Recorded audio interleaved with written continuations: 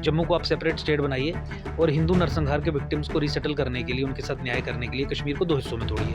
हाँ, एब्सोल्युटली जितने भी पकड़ने का काम करते हैं, गौरक्षक जो करते हैं, समाज के लोग जो हैं, जो जीवंत हैं इस मुद्दे को लेके कि गौ हत्या नहीं होनी चाहिए, वो लोग करते हैं। और बहुत बार हमने उनसे ये शिकायतें सुनी कि पुलिस वाले साथ में होके ये फैसिलिटेट करते हैं इस तरीके की स्मगलिंग, बेचने का काम कर रहे हैं, ये कह के कि देखिए हमने हिंदू समाज के साथ कितना बड़ा न्याय किया, जबकि इससे बड़ा अन्याय और कुछ नहीं हो सकता। लेकिन अल्टीमेटली वो धड़ल्ले से गौ हत्या चल रही है, बोवाइन स्मगलिंग चल रही है, काऊ स्लॉटर चल रहा है। वो कहेंगे कि भाई जम्मू कश्मीर में अगर हिंदू मारा जा रहा है तो इसलिए मारा जा रहा है क्योंकि वो हिंदू था। का पूरा समर्थन करता हूँ कि उन्हें तत्काल प्रभाव से इवैक्यूएट किया जाए, उन्हें ट्रांसफ़र किया जाए, उसे आधिकारिक तौर पे कहा जाए कि ये हिंदुओं का नरसंहार है। नहीं, उसके बाद भी संज्ञान नहीं लिया जाता, इनके कंट्रोल में चीज़ें हैं ही नहीं। तो आपने देखा किस तरीके से कटरा बस इंसिडेंट पे भी सरकार ने कवर अप करने का ही काम किया। तो आतंकी गतिविधियां जो है वो बढ़ती हुई नज़र आ रही हैं। वहीं पर आज जो है एकजुट जम्मू की तरफ से जो है प्रेस कॉन्फ्रेंस की गई और कहीं ना कहीं कश्मीरी हिंदुओं की बातचीत की गई। हमारे साथ एडवोकेट अंकुश शर्मा जी मौजूद हैं, उनसे बातचीत करेंगे। सर, जिस तरीके से जो है कि कश्मीरी हिंदुओं पर, या फिर बात करें हिंदुओं की ही, तो उन पे जो है अटैक, एक तरह से लेटर भी सामने आता है, तो हमारे पास आज आकर चारा रहता है मंदिरों का ही कि भगवान के आगे हाथ जोड़ें। उन पर भी अटैक कर दिया जाता है, तो आखिर हमारे पास चारा क्या है? हम जाएं तो जाएं कहाँ? नहीं, सबसे पहले तो जिस तरीके से राहुल भट्ट जी की हत्या की गई है, मैं आपके माध्यम से ये पूरी जनता को भी संदेश देना चाहता हूँ कि हम इस डिमांड जो कश्मीरी हिंदू वहाँ पे एम्प्लॉयमेंट पैकेज को लेके कार्य कर रहे हैं, का पूरा समर्थन करता हूँ कि उन्हें तत्काल प्रभाव से इवैक्यूएट किया जाए, उन्हें ट्रांसफ़र किया जाए, उन्हें कहीं और सुरक्षित जगह पे लेके जाया जाए। वो लोग जो इस पूरे हत्याकांड में शामिल हैं, ना केवल वही जिसने गोली मारी, बल्कि पूरा इकोसिस्टम जिसमें समाज के भी बहुत सारे लोग, वहाँ की रेडिकलाइजेशन और इंडोक्ट्रिनेशन की जो मशीनरी, उनके जो इंस्टीट्यूशंस, उनके खिलाफ भी कार्रवाई की जाए। और हम ये भी मांग करते हैं कि जम्मू कश्मीर में जो चीज़ें चल रही हैं, उसे आधिकारिक तौर पे कहा जाए कि ये हिंदुओं का नरसंहार है, जो जिहाद के कारण किया जा रहा है। तो अकॉर्डिंगली अपना रिस्पॉन्स बनाए। सरकार अपनी इस 70 साल की झूठी प्रोपेगेंडा मशीनरी चलाने का काम बंद करे, जिसमें ये कहा जाता है कि ये जितनी भी हत्याएँ और आतंकी हमले हो रहे हैं, ये मुसलमानों को बदनाम करने के लिए या डेवलपमेंटल प्रोसेसेस को डीरेल करने के लिए हो रहे हैं। इस पे अब पूर्ण विराम लगाए। चूँकि सरकार इस जिहाद को एक सेक्युलर कवर देने का कार्य करती है। जैसे आपने बता दिया कि एम्प्लॉयमेंट पैकेज में कुछ हिंदुओं को कश्मीर में भेज दिया और फिर दुनिया को ये बताया, देश को ये बताया कि देखिए हमने कश्मीरी हिंदुओं को वहाँ पे स्थापित कर दिया। वो नौकरी कर रहे हैं, वो रह रहे हैं, वो बच्चे पाल रहे हैं। लेकिन उसका वजूद क्या है? और फिर नहीं, तो वो झूठ है ना, वो रिटर्न एंड रिहैबिलिटेशन की कोई वो पॉलिसी नहीं है। वो तो आपने उन्हें स्ट्रैटेजिक होस्टेजेस की तरह पे भेज दिया कि उनकी सर पे बंदूक रख के कुछ भी वो उनसे करवाएँ, या मतलब उनके साथ घुल-मिल जाएँ, कन्वर्जन्स करवा लें, अपने अपनी सेफ्टी और सुरक्षा के लिए अपना धर्म जो है वो ख़त्म कर दें, एटसेट्रा। तो आपने डिनायल ऑफ जेनोसाइड को रिटर्न एंड रिहैबिलिटेशन के ज़रिए सामने रखा। तो मुझे लगता है कि इस सारे पॉलिसी स्ट्रक्चर में, पॉलिसी फ्रेम में बदलाव की ज़रूरत है। अदरवाइज़ जो इंडियन स्टेट है वो तो पाकिस्तान के लॉन्ग टर्म गोल्स को ही कंसोलिडेट करने का, जिहादियों के साथ मिलके ही हिंदुओं के खिलाफ करने का काम करने का कार्य कर रही है। और कल की एक खबर सामने आई है सर, बासी जो है सेपरेटिस्ट हैं, मिलिटेंट्स हैं, चाहे वो कश्मीरी हों पाकिस्तानी हों, उनको जो है कोट बलवाल जेल से भी, जो हाई सिक्योरिटी जेल है वहाँ से भी बाहर शिफ्ट किया गया।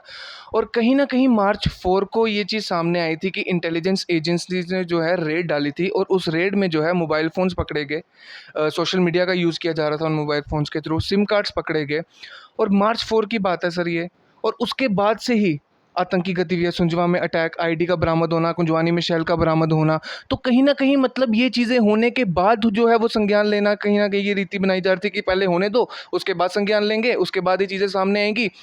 तो ये नहीं, उसके बाद भी संज्ञान नहीं लिया जाता, इनके कंट्रोल में चीज़ें हैं ही नहीं। जिस तरीके से रेडिकलाइजेशन और इंडोक्ट्रिनेशन का इंफ्रास्ट्रक्चर यहाँ पे बन गया है, और जिस तरीके से जम्मू संभाग भी अब सैंक्चुरी ऑफ टेररिज्म में कन्वर्ट हो रहा है, इनके हाथ में चीज़ें नहीं हैं और इन्होंने ये बनने दिया, इन्होंने ये होने दिया और अभी भी ये होने दे रहे हैं।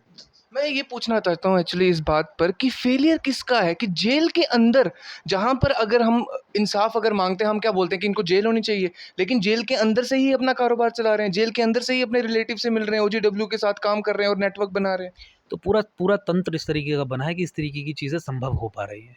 जेल में क्या हो रहा है, क्या नहीं हो रहा है, उसे अलग-अलग दृष्टिकोण से देखा जा सकता है। लेकिन अल्टीमेटली हमें ये समझने की ज़रूरत है कि जम्मू कश्मीर में जो असल समस्या है, उसे उस समस्या के नाम से यहाँ का सरकारी तंत्र नहीं पुकारता है। उस पे पर्दा डालने का, कवर अप करने का काम करता है। आपने देखा किस तरीके से कटरा बस इंसिडेंट पे भी सरकार ने कवर अप करने का ही काम किया। तो ये इंसिडेंट्स बड़ी तेज़ी से बढ़ रहे हैं, इनके कंट्रोल में कुछ नहीं है। जो फोर्सेस ड्राइव कर रही हैं ऐसे इंसिडेंट्स को, उन फोर्सेस के साथ इनका उठना बैठना है सरकारी तंत्र के लोगों का, या उन्हें अपना इंफ्रास्ट्रक्चर बढ़ाने में मदद करने का ये काम करती हैं, knowingly unknowingly, wittingly unwittingly, consciously unconsciously. उसी पॉलिसी पैराडाइम में जब रिवर्सल होगा, जब आप कहेंगे कि भाई जम्मू कश्मीर में अगर हिंदू मारा जा रहा है तो इसलिए मारा जा रहा है क्योंकि वो हिंदू था, और मुसलमान मारा जा रहा है तो इसलिए मारा जा रहा है क्योंकि आपसी उनकी कोई मिसअंडरस्टैंडिंग थी, प्रॉब्लम थी, उनका सहयोग नहीं था, एटसेट्रा, इसलिए नहीं मारा जा रहा कि वो मुसलमान था।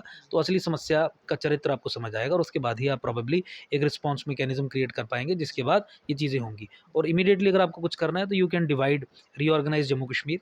जम्मू को आप सेपरेट स्टेट बनाइए, और हिंदू नरसंहार के विक्टिम्स को रीसेटल करने के लिए, उनके साथ न्याय करने के लिए कश्मीर को 2 हिस्सों में तोड़िए। एक UT exclusively directly controlled by the centre without legislature, और दोनों यूटीज़ विदाउट लेजिस्लेचर बनाइए, ताकि वहाँ पे हिंदू समाज के लोग रह सकें। वो रिटर्न और रिहैबिलिटेशन इन ट्रू सेंस होगी। इस समय की जो पैकेजेस के ज़रिए नौकरियों दे के उनके हवाले करने वाली जो पॉलिसी है, it is a policy of denial of Hindu genocide.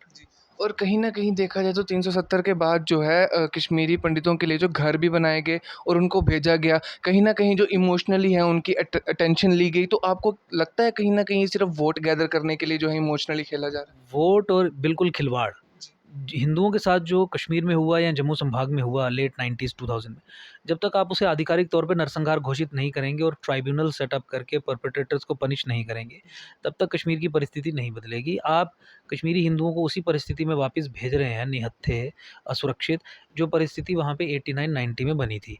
मुझे बताइए, क्या 89 और 90 की जो सोच थी, क्या आज वो बदल गई है? अगर सोच वही है, टेरर का इंफ्रास्ट्रक्चर वही है, टेरर का इंफ्रास्ट्रक्चर इनफैक्ट बढ़ा है, रेडिकलाइजेशन इंडोक्ट्रिनेशन की मशीनरी अब जम्मू में भी घर कर गई है। तो इन परिस्थितियों में फिर उनको उठा के होस्टेजेस की तरह वहाँ पे उनके हाथ में सौंप देना कहाँ की बुद्धिमानी है? ये तो आप पल्ला छुड़ाने का अपना काम कर रहे हैं, और फिर इस ऐसी गैर ज़िम्मेवाराना हरकत को आप बेचने का काम कर रहे हैं, ये कह के कि देखिए हमने हिंदू समाज के साथ कितना बड़ा न्याय किया, जबकि इससे बड़ा अन्याय और कुछ नहीं हो सकता। इससे बड़ा प्रपंच, इससे बड़ा झूठ और कुछ नहीं हो सकता। और एक आखिरी में एक सवाल रहेगा, आपने भी जैसे बात की कि गौ हत्या पर जो है वो कानून नहीं है, तो कहीं न कहीं खबरों में तो आता ही रहता है कि पकड़ी गई, गाड़ी पकड़ी गई, ये पकड़ी गई। तो वो जो पकड़ना और जो वो मीडिया के सामने आना, क्या सिर्फ़ उनको छोड़ देने के लिए पकड़ा जाता है? क्या उनको फिर से छोड़ दिया जाता है कि आप फिर से ये करो, हम फिर पकड़ेंगे, फिर छोड़ दिया जाएगा? हाँ, एब्सोल्यूटली, जितने भी पकड़ने का काम करते हैं, गौरक्षक जो करते हैं, समाज के लोग जो हैं, जो जीवंत हैं इस मुद्दे को लेके कि गौ हत्या नहीं होनी चाहिए, वो लोग करते हैं। और बहुत बार हमने उनसे ये शिकायतें सुनी कि पुलिस वाले साथ में होके ये फैसिलिटेट करते हैं इस तरीके की स्मगलिंग, आँखें उधर मोड़ लेंगे। अब उसमें बहुत सारे पुलिस में ईमानदार अफ़सर भी हैं जो वाक़ई में ये चाहते हैं कि ये रुके। तो ऊपर से कोई सपोर्ट नहीं है, अगर ऊपर से भी सपोर्ट होगी तो उसके ऊपर से कहीं फ़ोन आ जाएगा कि ट्रक छोड़ दीजिए। तो कानून तो नहीं है, ये पकड़ के छोड़ने का ही काम किया जाता है। और 188 के जो ऑर्डर्स डिस्ट्रिक्ट मजिस्ट्रेट्स वगैरह उसमें करके कुछ छोटा-मोटा फ़ाइन-वाइन करके, मतलब there is no legal framework जिसमें ये समस्या को डील किया जा सके। अल्टीमेटली ये सिर्फ़ एक स्मोक स्क्रीन है कि देखिए हमने नाके लगाए हैं, हमने ये किया, हमने ये कर दिया। लेकिन अल्टीमेटली वो धड़ल्ले से गौ हत्या चल रही है, बोवाइन स्मगलिंग चल रही है, काऊ स्लॉटर चल रहा है। सर, ये हमले अब हमारे घर तक पहुँच चुके हैं। कुंजवानी, सुंजवां, जगह-जगह पर ये हमले हो रहे हैं। आखिर इसका हल क्या है? हल एट द एंड? हल तो मैंने आपको बता दिया, लेकिन ये हमले और बढ़ेंगे, क्योंकि इन हमलों के पीछे का जो कारण है और जो पीछे का जो इंफ्रास्ट्रक्चर है, उसके खिलाफ सरकार कोई कार्रवाई नहीं करती। ऑन टॉप ऑफ दैट, उस इंफ्रास्ट्रक्चर को फ्लरिश वो कैसे हो, उसी दिशा में काम करने का कार्य करती है, क्योंकि उनकी हरकतों पे, उनकी एक्टिविटीज़ पे पर्दा डालती है, फैसिलिटेट करती है। इस जैसे कि समस्या को कटरा में भी ये जैसे कटरा में कवर अप करने का काम किया, या जम्मू में जितने भी, अब देखिए सबको पता है कि यहाँ पे रेडिकल प्रीचर्स बैठ के मस्जिदों मदरसों का दुरुपयोग कर रहे हैं इंडोक्ट्रिनेशन करने के लिए, रेडिकलाइजेशन करने के लिए, जो एक टेरर सेंचुरी बन रही है। अटैक्स यहाँ से एमिनेट हो रहे हैं, ओवरग्राउंड वर्कर्स यहाँ से पैदा हो रहे हैं, लोकल सपोर्ट यहाँ पे मिलना आतंकियों को शुरू हो रही है। लेकिन ये मानने को ही तैयार नहीं है कि इनके खिलाफ हमने कोई कार्रवाई भी करनी है। आपके फॉरेस्ट लैंड्स, रिवर बेड्स, गेटवाइजेशन हो चुकी है, लीगल एनक्रोचमेंट्स हो चुकी हैं, वहाँ से टेरर अटैक्स, टेरर एक्टिविस्ट जो मतलब फ्रंट एग्जीक्यूशनर्स हैं, उन्हें किसी ना किसी तरीके की सपोर्ट मिलती है, but you are not ready. Rohingyas और बांग्लादेशीज एक सिक्योरिटी थ्रेट है, उनकी भी सेटलमेंट सिक्योरिटी एस्टेब्लिशमेंट के अराउंड है, nothing happening on part of the government, so these attacks are going to increase in the days to come, but I think it is a very alarming situation. Delhi और कश्मीर ये आपस के बीच में समझौता है, जम्मू इस समझौते के बीच में कहीं नहीं आएगा, इसलिए जम्मू के संभाग के लोग स्वयं ही खड़े होंगे, इन चीज़ों के खिलाफ आवाज़ उठाएंगे तो कोई निवारण हो सकता है। नहीं तो फिर जो कश्मीर में हिंदुओं के साथ हुआ था, वही जम्मू में भी हिंदुओं को या सिखों को अपने साथ होने के लिए वैसा होगा, उसके लिए तैयार हो जाना चाहिए।